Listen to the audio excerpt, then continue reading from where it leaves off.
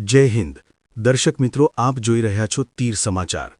દર્શક મિત્રો, વાત કરીશું આદિવાસી સંસ્કૃતિ અને પરંપરાને ઉજાગર કરતા છોટાઉદેપુર જિલ્લાના વિશ્વવિખ્યાત એવા કવાંટના ગેરના મેળાને એક નવી ઓળખ સાથે વધુ પ્રચલિત કરવાની રાજ્ય સરકારની એક નવી પહેલ સામે આવી છે। આદિવાસી સંસ્કૃતિ અને પરંપરાને ગૌરવ અપાવતા એવા ગેરના મેળાના મહત્વપૂર્ણ પ્રસંગે મુખ્યમંત્રી ભૂપેન્દ્રભાઈ પટેલે કવાંટ ગેર મેળા પર આધારિત કસ્ટમાઇઝ્ડ ડાક ટિકિટ એટલે કે પોસ્ટ ટિકિટ અને વિશેષ આવરણનું વિમોચન કર્યું છે।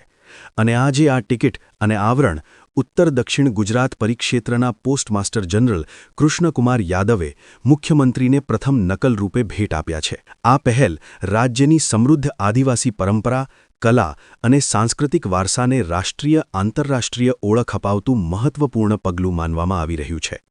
આ પ્રસંગે સાંસદ જશુભાઈ રાઠવા, ધારાસભ્ય અભયસિંહ તડવી, કલેક્ટર ગાર્ગી જૈન સહિત અગ્રણીઓ હાજર રહ્યા હતા।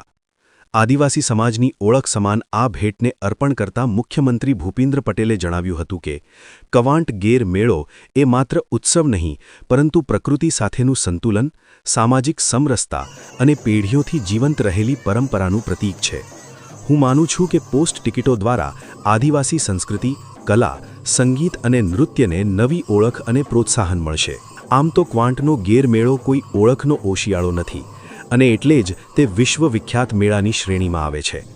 ગેરના મેળાની વાત કરીએ તો દર વર્ષે હોળી પછી છોટાઉદેપુર જિલ્લાના કવાંટમાં યોજાતો આ મેળો ઢોલ નગારા, ગેર નૃત્ય, રંગબેરંગી વેશભૂષા અને આદિવાસી કલાત્મક આકૃતિઓથી સજ્જ જીવંત સાંસ્કૃતિક મહોત્સવ તરીકે ઓળખાય છે।